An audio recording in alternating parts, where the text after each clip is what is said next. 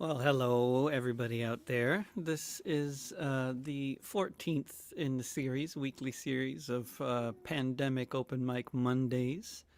And it's a heat wave here in Portland, Oregon, and in many other parts of the U.S. and the Northern Hemisphere generally. And an area the size of Greece is on fire in Siberia at the moment, and there's forest fires actually burning within the city of Portland recently. It's been very smoky around here, along with all the tear gas downtown. And federal agents are roaming the streets and picking people off and disappearing them for who knows how long, hours, who knows if it's more. Hopefully, they know somebody. Interesting times, and I just thought I'd sing a little public service announcement before we turn it over to participants. And if you are, if you signed up to participate in this or another open mic, then you should have received an email about that says open mic at the top of the hour in the subject line. If it's not in your inbox, it might be in your spam folder. And yeah, there's Paul McKenna just appeared. Wonderful. And if anybody else, we got Steve DC, Stephen McRandall, and Paul McKenna coming right up after me. And then if anybody else has not signed up but you want to participate, just send me a message through one of these platforms. Email me or Facebook or Twitter, or whatever you're on, and I'll try to check my messages or make a comment there on whatever platform you're watching on and say, hey, send me the link so I can sign up. And you can just sign up. You don't need to do it all in advance, but if you want to, it's the sign up sheet, as it were, is at davidrovics.com/POMM for Pandemic Open Mic Mondays. And here's a little public service announcement, good for any occasion these days.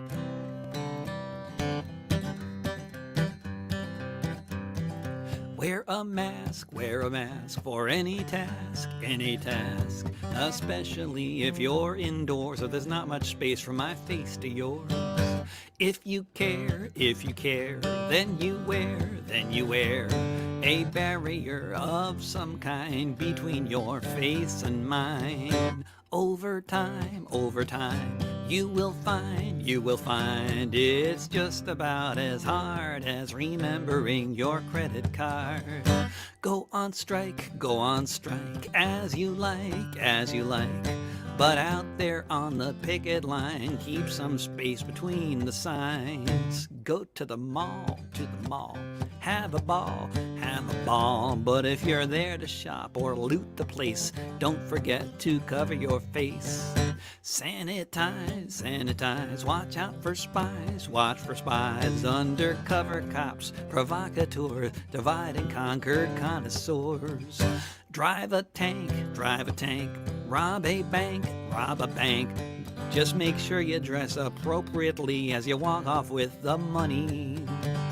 Go downtown and burn down the police station, but be wise and wash the tear gas from your eyes. Yes, wear a mask.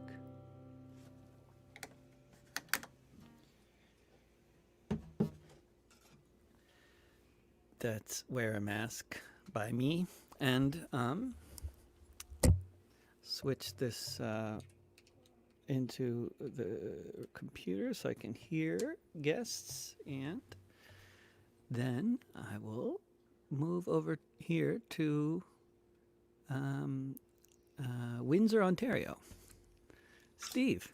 Hello. Lovely to see you again. It's lovely to be here again. How's things? I love the PSA that you shared. Things are good. I'm so happy. I'm happy because the Hurricane Hannah, which ordinarily would be a very awful thing, blew down Trump's wall last night, which is not what this song is about. But anyway. Oh, is that right? Yeah, it blew down down his wall. The wall somewhere in Arizona or something. Yeah, Where was it it? blew. In California, Texas. There's a YouTube video of it blowing over. The whole thing. Enough of it to Excellent. make me laugh. and the only thing that made me think of is Robert Frost's Yeah, there's some poem. silver linings. Robert Frost's poem, Mending Wall. So anyhow, I don't know if I ever told you this, David, but I have a bachelor's degree in electrical engineering and a master's degree in something called electronics and computer control systems. And in order to do that, I took my own SATs, and I had to take a lot of tests along the way, and so I really understand the anxiety, but also the pride and accomplishment of like passing or acing a test. So I wrote this song, and it's a very emotional song, and it's about that feeling you get when you pass a test, and it's called Cognitively There.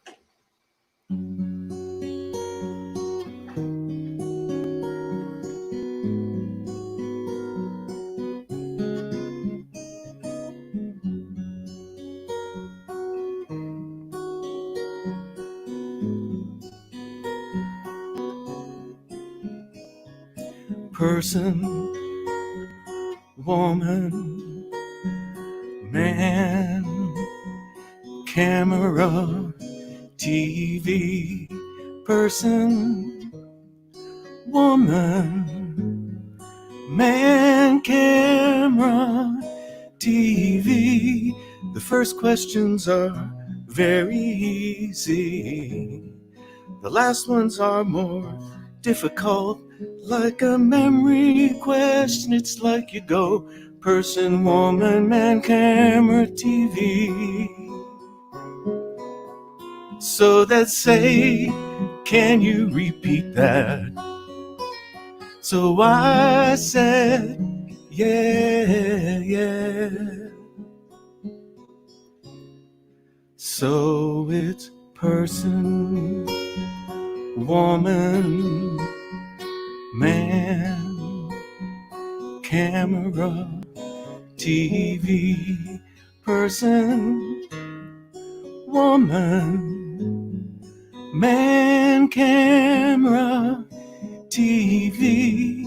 And now he's asking other questions. And then 20 minutes later they'd say, can you give us that again? Do you remember that first question? Not the first, but the 10. Give us that again. Can you do that again? And you go,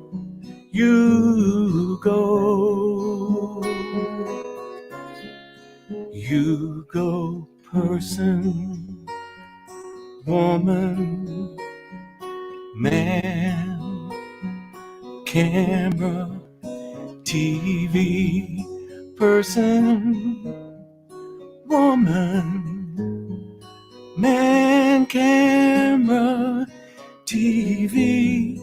And they say, that's amazing. And they say, how did you do that?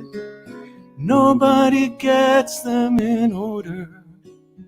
It's not that easy. I do it because I have a good memory, because I'm cognitively there. I'm cognitively there, a very stable genius, cognitively there. I have the biggest words, I'm cognitively there. I have a good memory, cognitively there. I'm cognitively there, I'm cognitively there.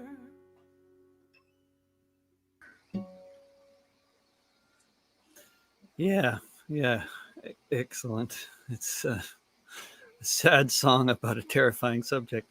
Yes. Thanks for joining us, Steve. like G.W. Bush says, it's a terrible thing to waste your mind. Right. What was it? A mind is a terrible thing to waste, but you got the quote wrong, right? Yeah, he always said, Bushisms. He said, it's a terrible thing to waste your mind. That's right. Thank you so much. He'd know. Thank you. And moving along to Dublin, Ireland. Mr. McRandall, how are you holding up? Still kicking, Dave. Still kicking. How's yourself? Yeah, good. Haven't been picked off the street yet and arrested, so I'm good. Yeah. That's great to know. You weren't on at some point last week. I was looking for a thing on you, and I didn't find it. And then I thought, "Fuck, was he got arrested or what?" Yeah, look for the white van. Yeah. Yeah. What is it with the white vans?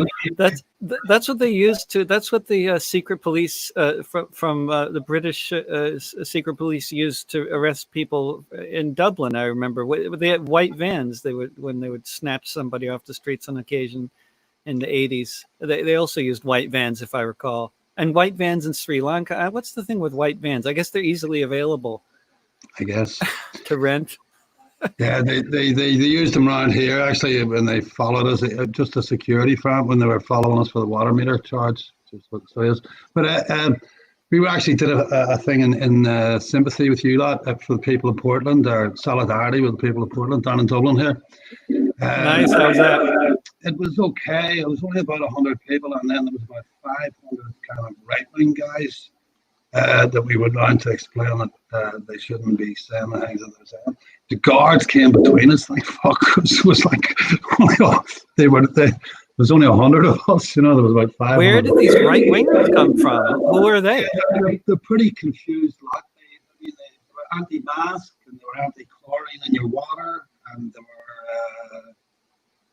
wow, Irish first. Some kind of wow. Fucking thrown in. But I think they're a pretty confused bunch. They didn't like. I think they get them under the thing of like housing for people, and then all these other things that pull up like this Irish first and shit like that there. So yeah, but it was just unpleasant. 500 guys around you shouting nasty stuff. That's quite something. That's very unusual, though. Yeah, I mean, Ireland isn't known for an organized right wing. No, it's not, and I'm hoping but this little solidarity thing went down because the week before they meet outside the post office on a Saturday at 3:00 or something. So, and they gave some racist abuse to a friend of ours, so we went down to make sure this doesn't happen again. And but on that particular day, they had already planned for a big march around in the. Just around the corner from there, and not the courthouse, wow. but the down by the quays anyway. From the main post office you're talking about, like where the Easter Rising took place, the big historic one. Yeah, that's where they meet on a Saturday at 3:00, and then there wasn't that many of them, but they'd had a big thing planned for last Saturday, where they went round to. Just around the corner. It's not a courthouse. It's a fucking just at the end of the quays, around the corner from the post office. And so we went. There was about 500 of them down there, and we went down, and just luckily, like I say, they came running at us, and then luckily enough, the guards got in between. So yeah, some occasions when you're happy about the cops being present. You hate to admit it, but it's the truth. Yeah, right. I say, and this little story here that I'm doing at the moment, it's about like a police arrest, and we stopped the water meters from coming in this country, and a lot of people got arrested throughout it. But I mean, it's not like the police here aren't armed. They're not. It's not like they have their fucking knee on people's necks and are killing people. I mean, it can still be abusive and stuff like this. Anybody with power can still abuse it, but it's not on the level of America. Anyway, this story is called "Water Meters, Relationships, and Breath." Manus was agitated as he rushed up Rathdown Road. He wanted to be at the North Circular Road entrance to Rathdown before the water meter lorries arrived. If they could just keep the lorries on the main road, the day would be easier. Manus had a pain on his chest as he rushed up the hill. A lifetime nicotine smoker, he was well aware that he was running in the overtime of his life game. There was no way of knowing how much overtime you got. And rushing up the Rathdown Road, he wondered if the final whistle might not be blown at any second. He had an image of himself collapsing, gasping for breath, just as he got in front of the Sierra workmen. How pathetic would that be? And really, if it was going to be the last scene in his personal life story, is this where he wanted it to be played out? The corner of Rathdown on the North Circular Road? A Caribbean island might have been preferable. But no, that was just a lotto advertisement. In reality, he could have helped at the Grange Gorman squat garden. Acts of resistance against corporate domination didn't always have to be confrontational. There was a heap of manure arriving at Grange Gorman today. Manus figured it had to be good to make gardens, and he supposed it would be a fitting way to pass out. Or he could simply have stayed in bed. Surely that would be his preferred exit scene. Actually, a woman in his bed, Vera, fit and healthy too, but they didn't get on well. Just this morning they had fought. He hadn't been able to tell her exactly which corner he would be on or what time he would be back.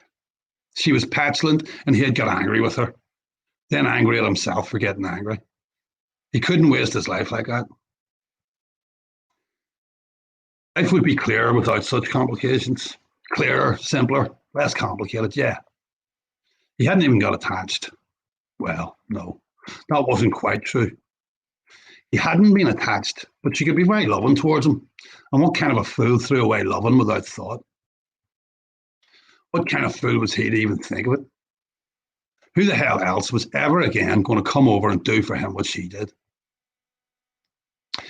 His mind and emotions contradicted themselves constantly. Clarity on the subject evaded him.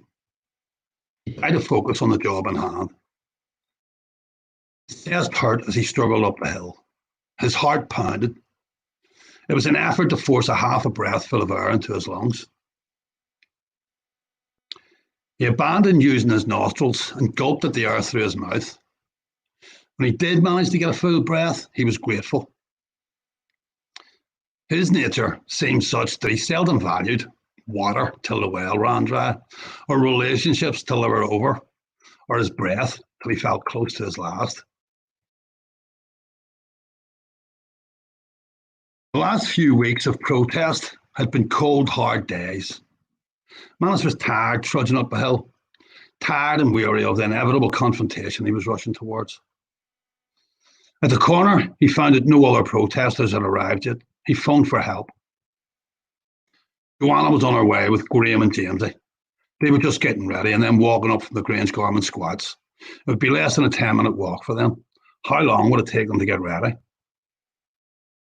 Meanwhile, Manus was stood at the corner on his own. His stomach churned. He didn't want to be doing this on his own. And what could he do on his own? There were two unprotected corners. What was he supposed to do? Run between them? And here came a Sierra lorry. Manus got across the North Circular Road and just stood in front of the lorry before it got a chance to turn in. The driver looked pissed. The big truck could have just run him over, an insignificant lone figure. The driver looked like he would have if he could have got away with it. But this was still the wealthy West, where the citizenry still enjoyed the right to protest, and the driver was forced to drive on down the North Circular, and Manus got to walk back to the corner pavement. On his own, it was futile. Two trucks with trailers drove in at the next corner, and with a shake of his head and a shrug of his shoulders, Manus trotted off to do what he could. Manus knew the drivers. He had been battling with both of them before. One was Polish, the other from Donegal.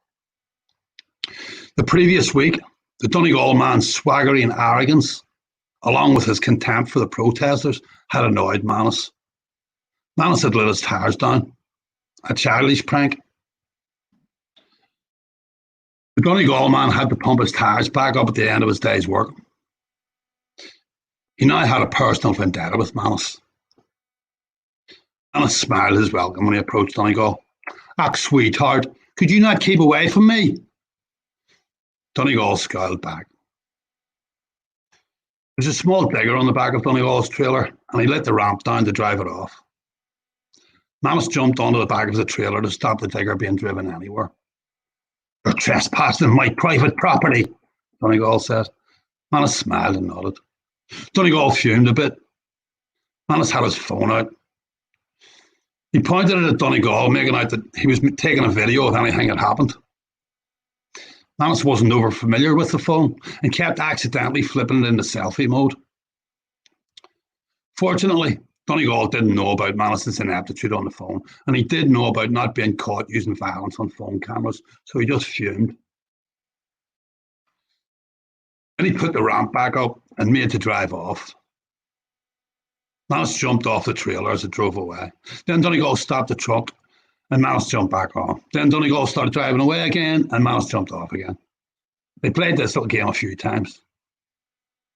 Then the lorry was stopped and Manus was stood on the trailer facing the digger, trying to get through to some help on the phone, when Donegal came behind him and got his arm around Manus's neck and pulled him back.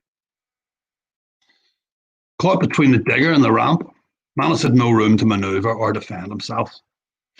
His spine was up against the ramp. It hurt. Donegal was spluttering something in his ear. There was an intimacy in the spluttering threats. "I'll break your fucking spine, you scummy wee shit." Joanna, Graham, and Jamesy arrived. Donegal released his grip, and Manus was able to stand. He rolled his shoulders, stretched his neck. Sean arrived. 5 protesters, 2 workers. Polish phone for help. Manus went back down the hill to see if he couldn't muster some support from the other squatters. Ollie came to the window when he banged on it, looking like, "What the hell is this man banging at my window for?" It was only about 7:30 a.m. "We need help stopping the meters going in," Manus shouted. A couple of them had come out from her house the day before and stood for a couple of hours on the corner of the street to block the lorries. But nothing much had happened, and it had been cold and boring, and a concerted, sustained resistance wasn't a familiar concept. What could you do? People had lives to live and priorities to make. When he got back up the hill, the guards had arrived. 2 guards, 2 workers, 4 protesters stood in front of the workers. Manus nodded a hello to the guards. One nodded back. The other restrained himself. "Oh well, I guess we all have a job to do." Manus grinned and nodded at the assemblage. Then in a louder voice he spoke to Donegal in Polish. "Now come on, yous. Did you not hear the people? There was thousands of us on the streets. We don't want your meters." And one of their foremen, some of the security company called Guard X, arrived. The guards talked to the Guard X and the foreman, but when Manus approached asking for information, the guards quickly got back in their car. Joanna went and spoke to the Sierra foreman and came back and said, "I've just been talking to your man there in the white van, and he says it's all right. They're just going to pack up and go somewhere else." "You can't believe a word that fuck says," Manus said, exasperated a little. "Well, I don't know, do I?" Joanna turned on Manus. "This is just my second day out. We only came out to support you." Wordlessly, he pleaded. "I know, Joe. I know you're cold and tired and haven't had your breakfast and haven't even had the chance to toilet properly, but don't be turning on me. We need to stand together now." Graham got in between them. "Easy, Joe. It's not on Manus. We're out for ourselves." And for a moment, it looked like Joe's wrath was going to pour out over Graham. Luckily, the Polish worker walking by made some snidey comment as he nodded at Joe, and she turned and ran at him. "Don't you underestimate an Irish woman, you ignorant prick!" She was screaming in his face, arms and hands up, claws out. Polish was back in his truck, toot sweet, doors and window locked. After some time, a superintendent turned up. Manus went over to him with his phone out and camera on. He hoped it didn't switch back to selfie mode. On this occasion, it didn't. Get away here and put that camera away, said Superintendent. You have a right to be here and a right to film what happens, Manus said. Superintendent didn't like Manus's tone or accent. Not the way you're behaving. You've done nothing wrong, and you're telling me to put away my camera? Why is that, sir?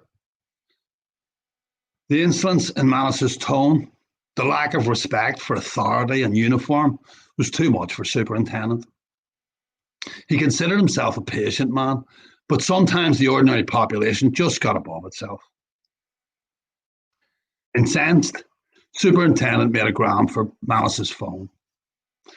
Surprised by the bluntness of the attack, Manus withdrew his arm. Superintendent and another cop grabbed him. Forced him back, forced him forward, forced him down, forced him up. Manus was a rag doll. He managed to throw his phone and Sean retrieved it and ran.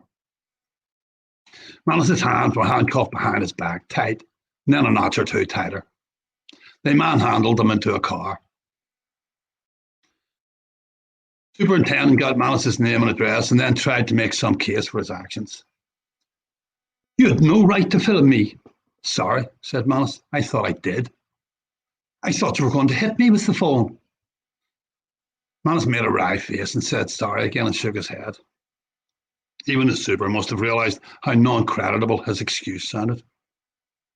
He started ranting a bit. I don't approve of violence. I've never even raised my baton. I am a peaceful man. Manus was inclined to contradict Superintendent, but he wasn't sure how it was all going to play out. Manus didn't have too much faith in the judicial system protecting the rights of protesters against the rights of the corporations, their defenders, or their representatives. Besides, wasn't protecting the rich minority from the poor majority the core of what the laws were really about? But Manus knew enough to let him rant, blow off a little steam, and when he was finished, Manus stated, My name is Manus McManus.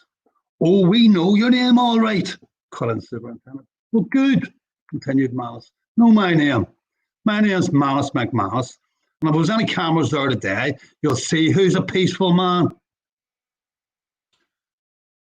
Super wasn't as confident and easy about it all as he should be. Cameras. Everybody had cameras these days. By the time they got to Mountjoy, the superintendent was saying that Manus was not going to be charged with anything. They would just run his name through the computer, and if he had no warrants on him, he would be free to go. The car drove in through the heavy wooden gates at the back of Mountjoy Barracks. Manus's cuffs were taken off. In the secluded security of Mountjoy Garda Barracks, the superintendent sent the driver into the building ahead of them, while he stalled about the yard for a private word with Manus, man to man. Looking at Manus's ID photo, Super laughed that Manus had changed his hairstyle since the photo was taken. The photo showed him clean-shaved and short-haired. He now had longish hair and sideburns. He had work as an extra. They like hairy faces and long hair, Manus explained in good-humoured camaraderie. The sun was shining in the empty yard, and the two stood in silence.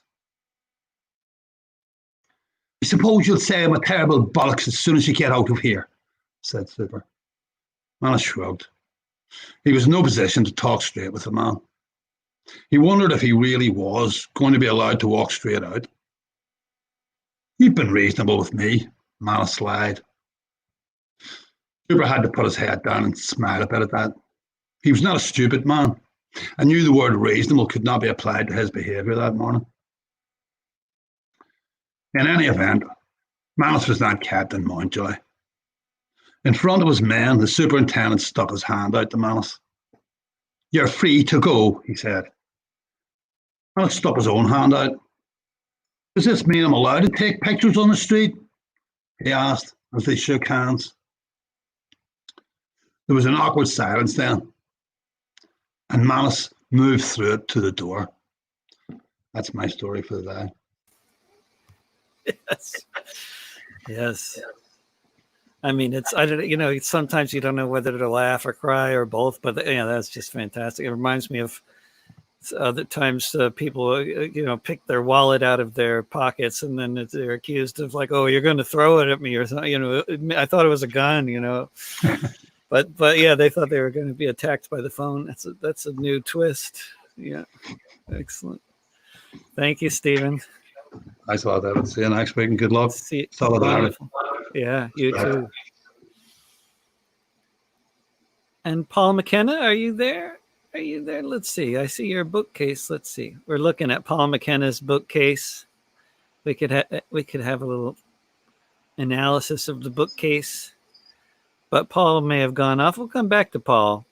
We're going to see if Mike Marker's there. I mean, Mike, I see you looking at me, so I think you're there, and you are there. Hey, how are you holding up, Mike? Excellent. Never better. That's what I always tell people. and David, you look pretty good. I shaved my head. Changed the look, man. Yeah, we got a razor. Hopefully, when you're out in the streets, somehow or another you might be less recognizable. Somehow or another, they might not pick you up because they're obviously looking for you. And I mean, actually, the new gear I got a new helmet, and I kind of look like a cop, I think, now. When I like an undercover cop, especially with this haircut and the helmet. Now I'm kind of worried about, like, maybe I should have some kind of anti-cop statement on the helmet to make sure I don't get attacked by anarchists. I'm kidding. Well, no. I mean, every time, the more I see about Portland, I mean, and I remember gigs I did there, and God, and I mean, I had an artist in residence job in Oregon, in Newport. Newport, beautiful. For 2 years. On the beach. So I back in those days, I played for schools, and I did a lot of mischief with the schools. I taught them Malvina Reynolds songs, and then we did murals on the walls, and I got thrown out of at least one school. Thrown out? Yeah, actually kicked out by the principal, who heard this song that I was doing, and I talked to the kids about clear-cut logging, and Newport. No, that wouldn't go Newport, over. There's not back then. Yeah, Weyerhaeuser, Yeah. big mill there, and the principal called me in his office, and he just said, "You are not to be in our school anymore. You are full of propaganda, and I know what kind of environmentalist you are, and I am the real environmentalist." And then he showed me the photographs behind him of various animals that he had killed, and the guns that he owned. Yeah, so he's a hunter, and I know.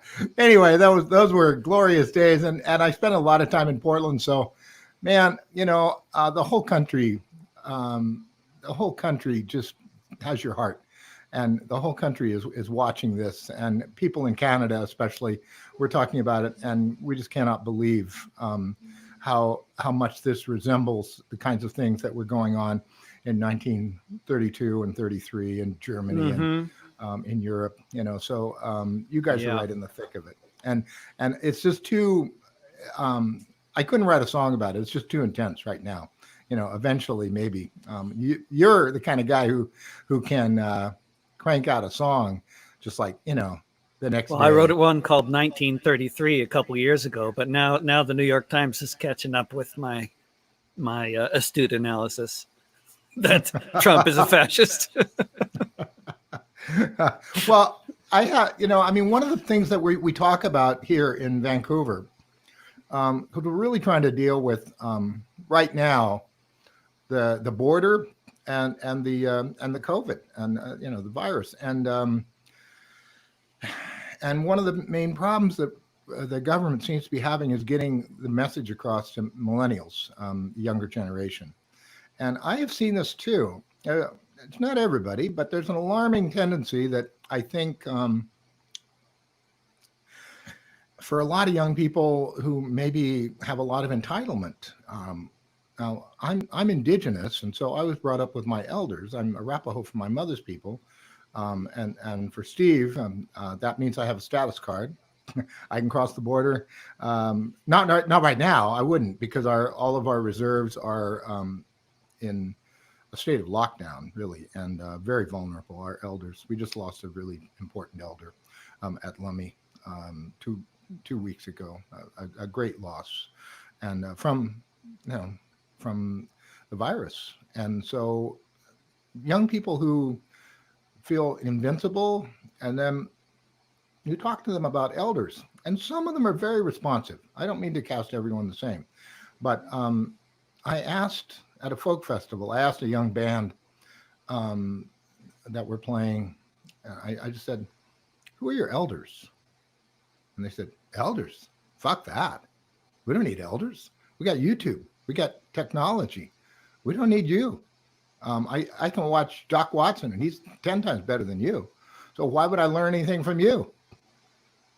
And it was depressing for me to think about that, because for me, those people that I was fortunate enough to hang out with, the great folk singers and songwriters and artists and poets, and I mean, even the time hanging out with Jim Page. I mean, I think of him as somebody who's at this point an elder, and someone who has a lot of experience to offer young people, and I'd like them to discover him and recognize the sort of influence. He's had a lot of influence on a lot of young people, and I don't mistake that, but it just seems to me as though there's a great need to remember our history and to remember our elders. And again, I've been so fortunate to be around some of the greatest folk singers in the world, and that's had a huge influence on me. I couldn't have learned any of this, what I learned from them, by watching a YouTube video.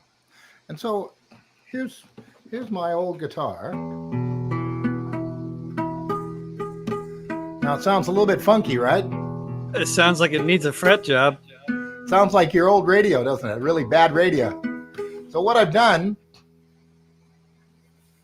I've taken you can see there's a wire there that's threaded. It's kind of a funky electrical wire, and what it does is it turns the guitar into more of an African kind of sound, because African instruments and African musicians, they like buzzes and rattles and things like that.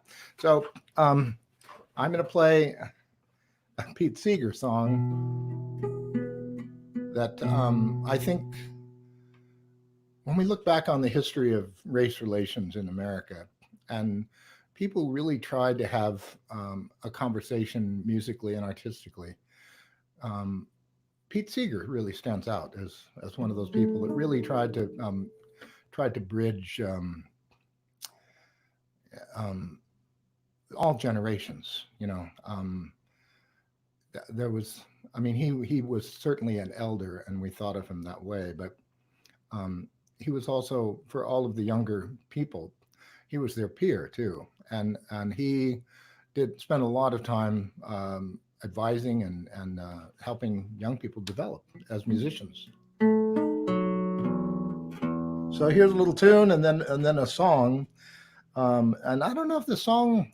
It's an interesting song because it goes back to a time when we talked about brotherhood, and we talked about we're all one people. I published an article recently in a journal called The Tyee, which I'd really like you to look at, David. And it's called Two Dads, A Father's Day Story. And it's about racism and history, I suppose, but in a very, very personal way.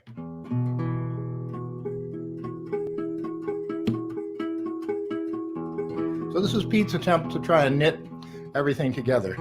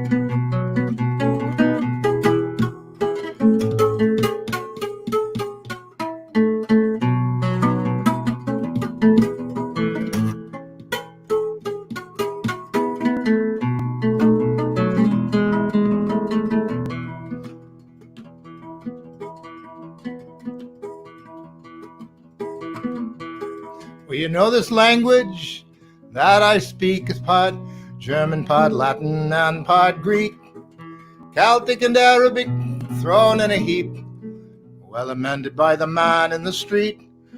Choctaw gave us the word okay. Vamos is the word from Mexico, eh?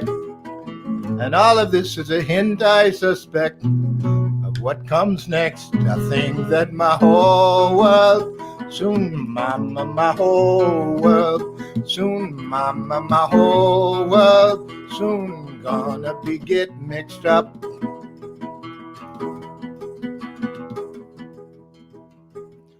I like Polish sausage, I like Spanish rice. Pizza pie is also nice. Corn and beans from the Indians here, all washed down by some German beer. Marco Polo traveled by camel and pony to bring to Italy the first macaroni. And you and I, as well as we're able, put it all on the table. I think that my whole world soon, mama, my whole world soon, mama, my whole world soon gonna be getting mixed up.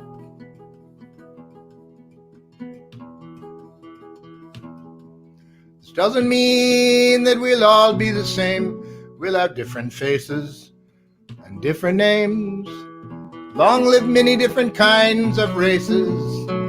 It's difference of opinion that makes horse races. Just remember the rule about rules, brother. What's right for one may be wrong for another. And take a tip from La Bella France. Vive la difference. I think that my whole world soon, mama, my whole wide world soon, mama, my whole world soon, mama, gonna get mixed up.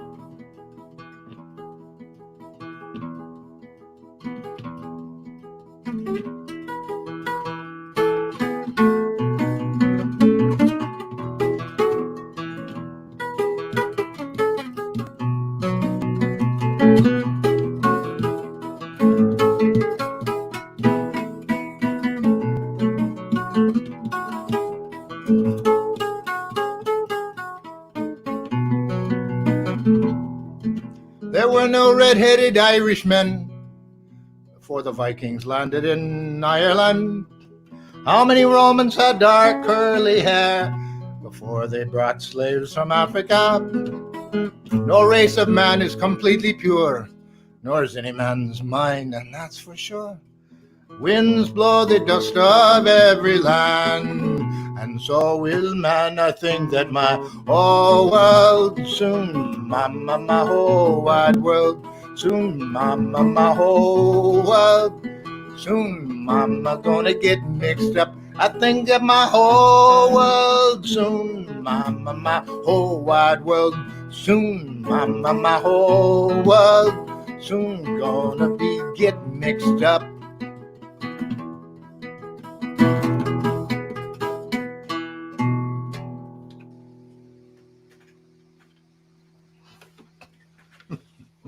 Yeah, I love that guitar effect. It's pretty funky, isn't it? but It is. very Sounds fun, you know.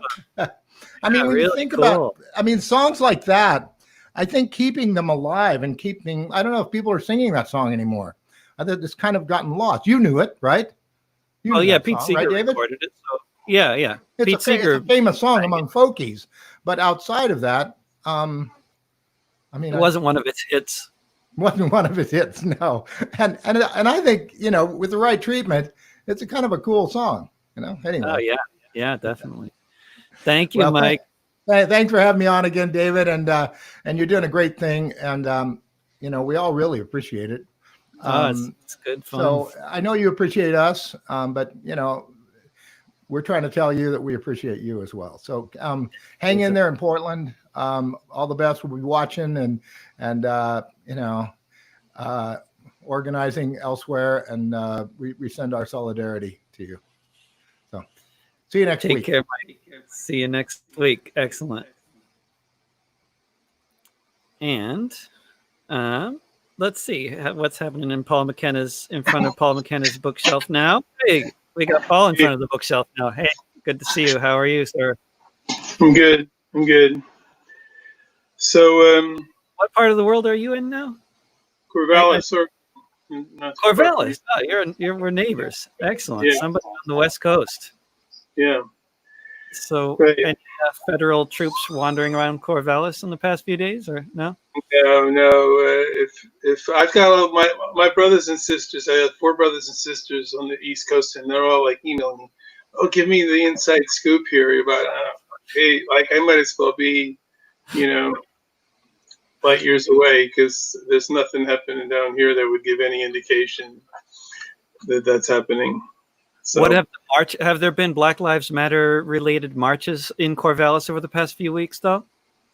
Yeah, I mean, over the initial period after the George Floyd murder, there were, 4 or 5 events. It's not like Portland where they're doing stuff every day. Mm-hmm. But I stopped getting local papers, right? So, I mean, Yeah. I'm kind of out of it, to tell you the truth. I told my brothers and sisters, I said, well, I get most of my news from, like New York Times and CNN. So, like, I'm seeing the same things you are. So, but no, I pick up the Oregonian every now and then.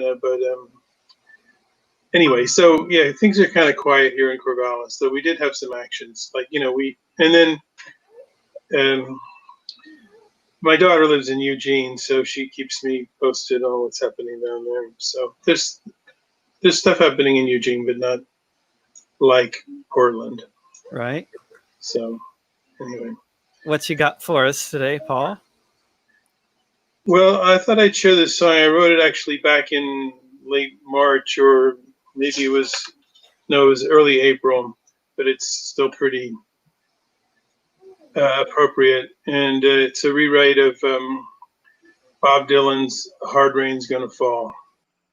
Okay, so I have to give myself a note here.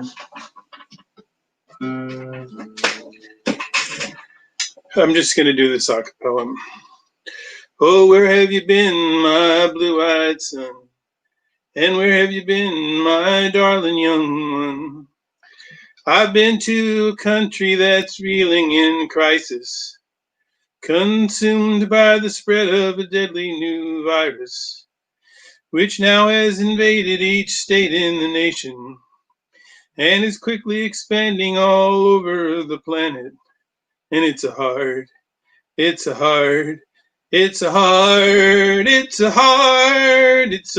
rain's gonna fall. And what did you see, my blue-eyed son? And what did you see, my darling young one?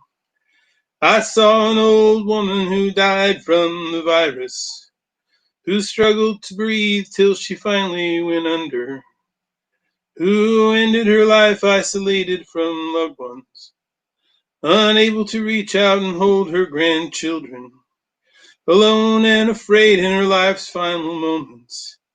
And she was just one of the multitudes dying that are certain to grow by the hundreds of thousands. And it's a hard It's a hard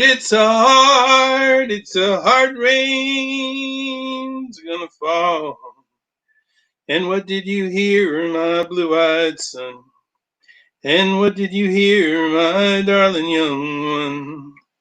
I heard the voice of a man who's an ignorant blowhard, obsessed with himself and his own public image, intent on evading the blame for his errors, who lies and misleads every time his mouth opens, who hasn't a clue how to feel true compassion, whose only concern is his own re-election, and keeping the stock market booming and growing, while the land is in desperate need of a leader. And it's a hard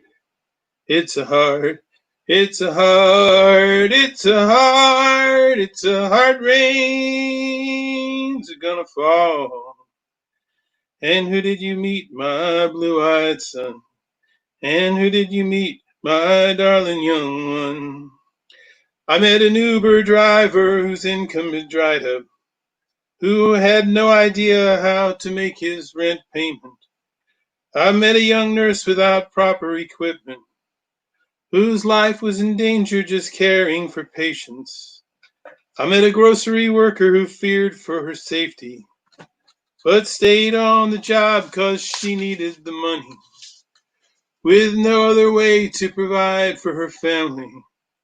I met a Chinese girl who'd been spit on and threatened by haters who blamed her for spreading contagion. And it's a hard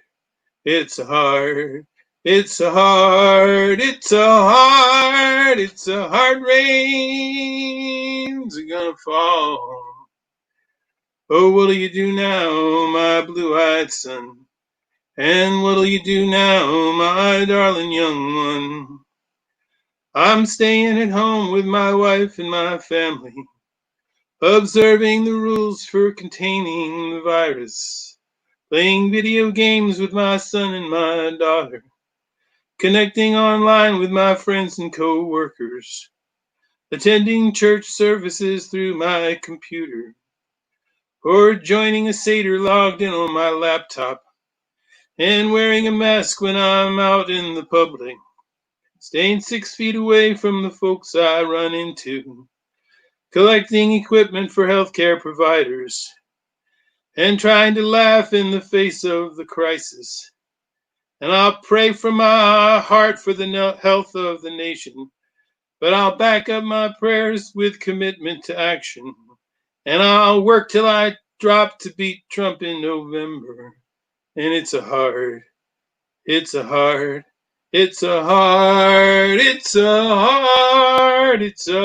rain's gonna fall. Thank you, Paul McKenna. And it's great to have a little participation from the West Coast. We never get anybody from Oregon on this open mic, so glad you could join us. Yeah, great. Hope to see you again. All right. And then moving all the way across the country to Maine, Peter Patton, how are you holding up? You there, Peter? I hear you. I see you and I hear you. Can you hear me? I can hear you. I think there's just like a big delay, though. What you got for us? I'll just sort of.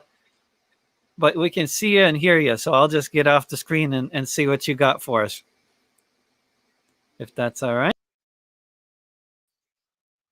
Well, I want to discuss is baseball. Can you hear that?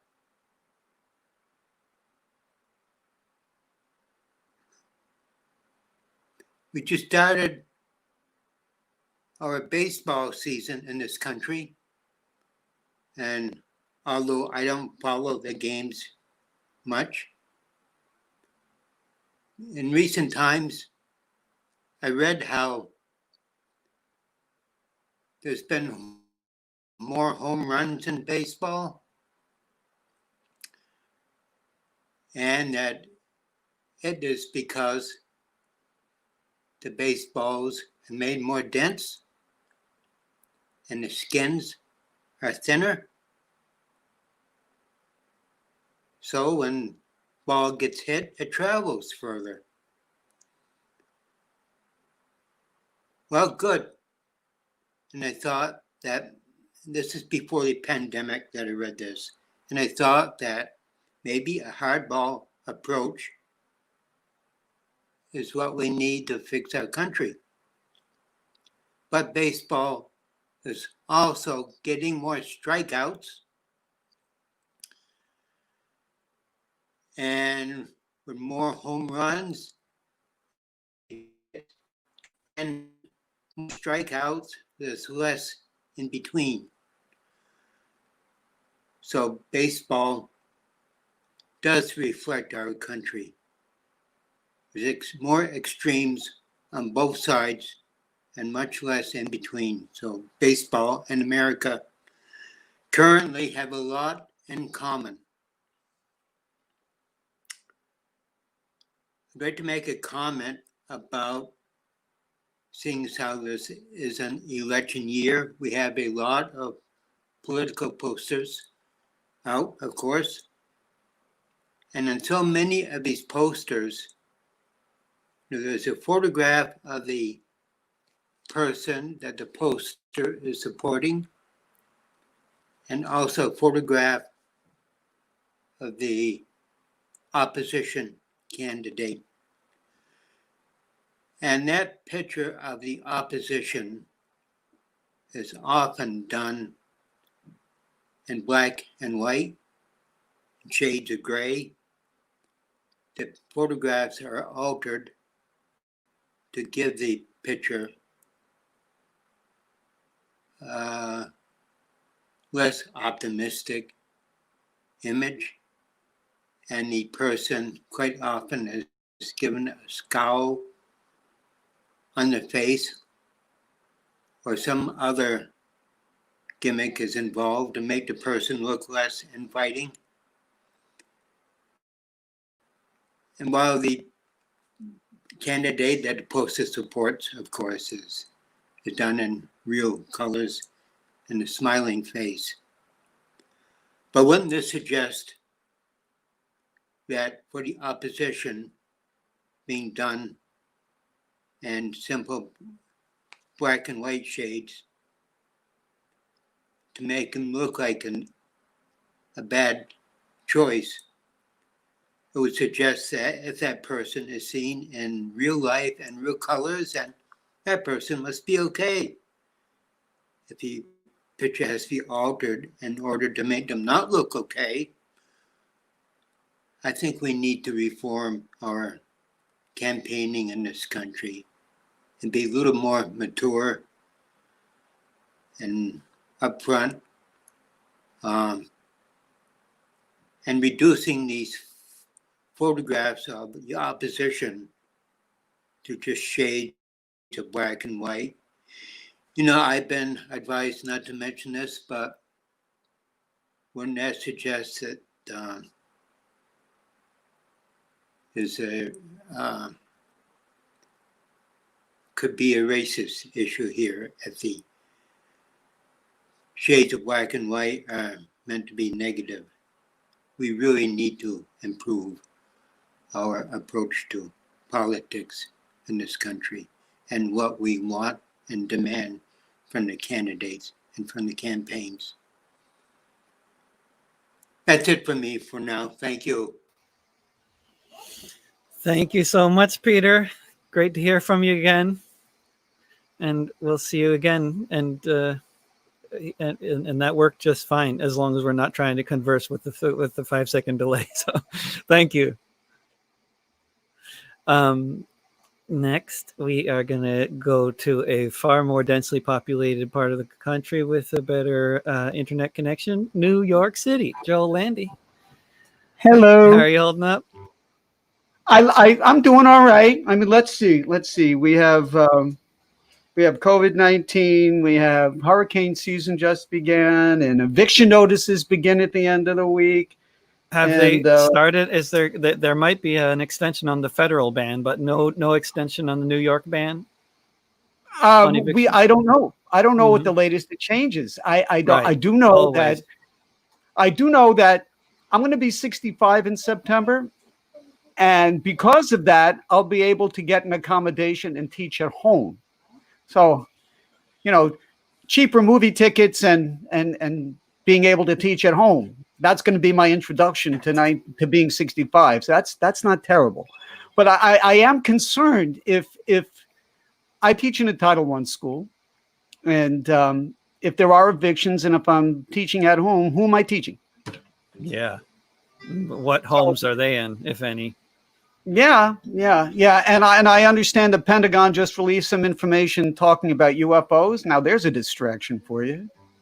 But maybe the aliens are going to come save We're us. looking to the alien skies for a distraction at this point. Things are a little desperate in the White House. Maybe things are bad enough on Earth that they finally come to save us. I don't think they're going to be doing that. Anyway, No. I do like Peter's approach to baseball and the current situation. Could you think of anybody who's dense with a thin skin? But that's not why I came here to speak to you today. I wrote a verse about something going on that involved New York on Saturday, and I had to write a different verse on Sunday. It seems that the Yankees invited Donald Trump to throw out the first pitch August 15th in a baseball game. Take me out to the ball game. I'll be there with no crowd. Won't hear the booing at homes on TV. Painted faces on seats will be laughing at me. If I don't win the election, someone else is to blame. You can vote, shout, but you can't get me out of my hell of fame. But then on Sunday, they backed out. So I had to write another verse about I won't be coming to New York to be the star of the team. And it ends in martial law, but send more feds to the cities if that doesn't work. But that's not why I came here today. I want to talk to you about the schools, and I'm sitting on this one for a day to see if any other changes or any other verses come to mind before I post it on the UFT, New Utrecht High School website. And you can sing along. I cannot teach your children when I'm dead. When I'm dead. No, I cannot teach your children when I'm dead. Oh, I would be a fool going to an unsafe school. No, I cannot teach your children when I'm dead. Your child can poison relatives at home, interacting with the others when she's gone. Kissing grandma on the cheek can mean the end of her next week. Oh, your child can poison relatives at home. To travel is another danger zone. When a child is on the go and on their own. If they should buy things in a store, we increase the risk some more, not to mention trains and buses coming home. Ventilation will remain a mystery. Can you know about those things you cannot see? Passing students in the hall may not be safe at all. These invisibles are the scariest for me. We'll be closing all the businesses again. If they should open too soon, well then, it could be the final blow for mom and pop shops that if we have to close the businesses again. The politicos will offer thoughts and prayers, saying sorry for the pain that isn't theirs, and the suffering we feel for them will not be real, as politicos will offer thoughts and prayers. So let's be smart and do the right thing. Saving lives and the economy's one thing. It makes more sense to wait than to contaminate. Let's be smart and then do the right thing. Yeah.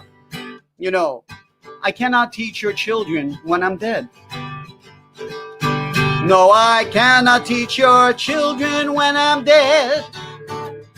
We would be the fool going to an unsafe school. I'll repeat myself if you can't hear what I said. I said, we cannot teach your children if we're dead.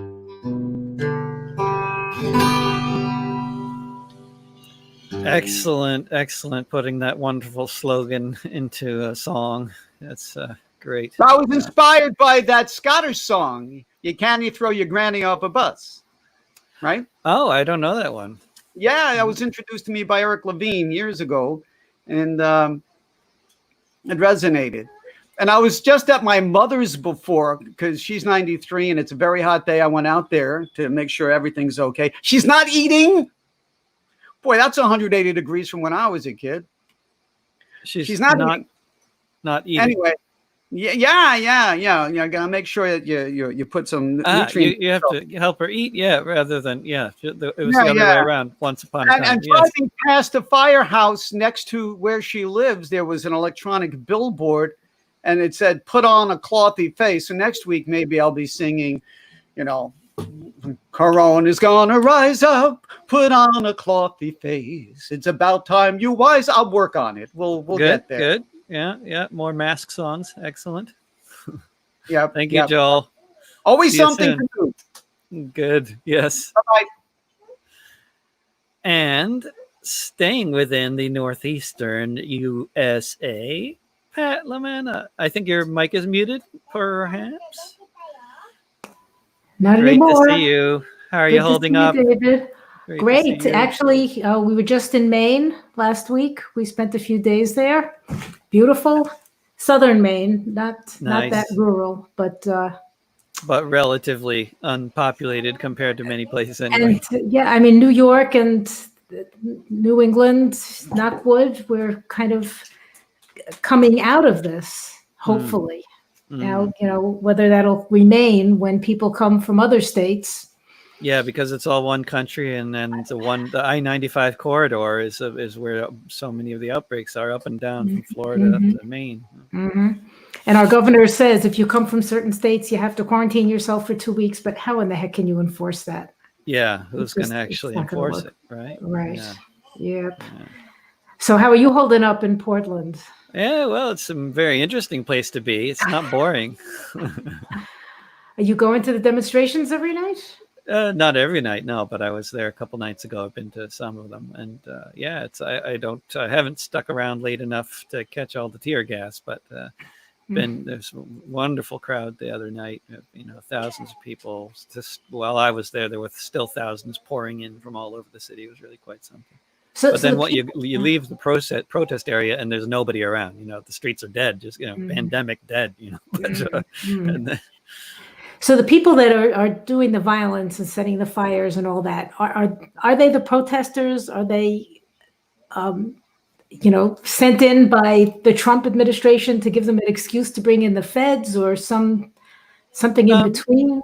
Well, I mean, definitely there's a tactic of people in, like with the CHOP in Seattle, there are people with the aspiration of taking over the building and occupying it, defunding the police and doing that by taking over the police station and the courts. It's a long-standing tactic, closing down courts and taking them over. And it's very militant for sure. But the violence is when when the authorities defend the building rather than letting the people take it. It's just a building, but they would rather kill people than let people take the building. In other parts of the world, they would let people take the building, but of course it's a big deal to take a building over that's even if it's run by a white supremacist organization we call the police department in a state founded on white supremacy. So I don't know where the violence is coming from, but it's the police are the ones being violent. Well, yeah, people are trying to tear down the fence and then they get attacked for it, or marching. But usually they're getting attacked for just walking in the streets. most basic form of civil disobedience is walking down the street, marching in the streets. That's considered an act that needs to be, attacked. So it just, it creates a cycle. Yeah, well, right. It because supposedly the demonstrations were calming down until the feds came in, and then I don't know if that was necessarily true, but that's what it was definitely a calm few days anyway. Whether that was going to be a trend or not, I think was too early to predict. But yeah, that's quite possible, and certainly way more people in the streets now. I mean, it's like soon after George Floyd was killed again, it's like thousands, not hundreds. Yeah. Yeah. Well, so speaking of that, yeah, you got a song somewhere in this related to this subject matter? Pretty much, yeah, and yet another song based on a 1960s protest song. So excellent, like "Hard Rain," but this is by a contemporary of Dylan, and I don't think I'm even going to say the original song because hopefully, I know you'll get it, and hopefully your listeners will as well. So, contemporary take on an old song.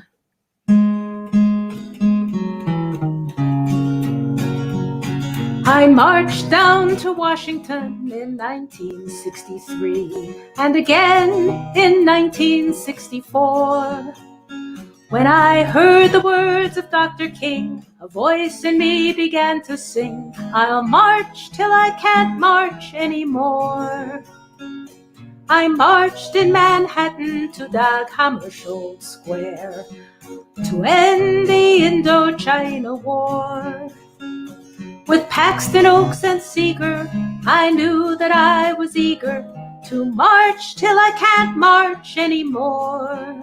Now I walk a little slower, my hair is turning gray, but still I carry on. I do a little something each and every day, 'cause I can't do it when I'm gone. I marched to save our planet, I marched for women's rights, I marched for sensible gun laws. And yes, I marched with pride, straight and gay, side by side, and I'll march till I can't march anymore. I marched when the children were sent away and caged, when Muslims were banished from our shore. When George Floyd's life was shattered, I cried out, Black Lives Matter, and I'll march till I can't march anymore. Now I walk a little slower, my hair is turning gray, but still I carry on. I do a little something each and every day, 'cause I can't do it when I'm gone. Now protesters are kidnapped by armed men in unmarked cars. They're not even telling them what for. Our democracy's in trouble, so my efforts I must double, and I'll march like I never marched before. And I'll march till I can't march anymore. Lovely, Pat Lamana. Thank you so much for joining us. Thank you. Thank you for what you're doing. This is just great. It is even greater when you join us. So I hope to see you back again soon. I hope so. You too, David. Bye-bye. Bye.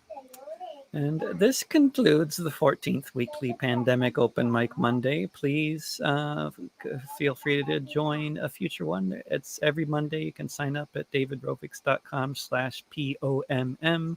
And then you'll receive weekly notifications by email about the coming up open mic that day. And then you can join if you can. And it just tends to work out well that way without needing to have a specific sign up sheet for each week and all that. So hope to see some newcomers for a future one, and also the familiar folks that have been joining us on fairly regular, sometimes weekly basis. I'll be doing broadcasts right here on whatever platform you're watching on for the rest of the week. This week, tomorrow, I'll be the hosting, as I do every Tuesday, Fifth Estate Live. And then on Wednesday, Thursday, and Friday this week, probably all those days, I'll be interviewing various folks for my Discussions with David series that I've been doing during the pandemic. And that's pretty much always at 10 a.m. Pacific, 1 p.m. Eastern, 6 p.m. GMT, as this open mic was. And then on the last Saturday of every month, I'm starting a new tradition, which I began last Saturday, of doing a concert at 1 p.m. Pacific, 9 p.m. GMT, on the last Saturday of every month. And yeah, there you go. So hope to see you here in cyberspace, out in the streets of Portland, and wherever else. Good luck. Don't pay the rent. Mutual aid will get us through. Take care. Talk to you soon. Bye for now.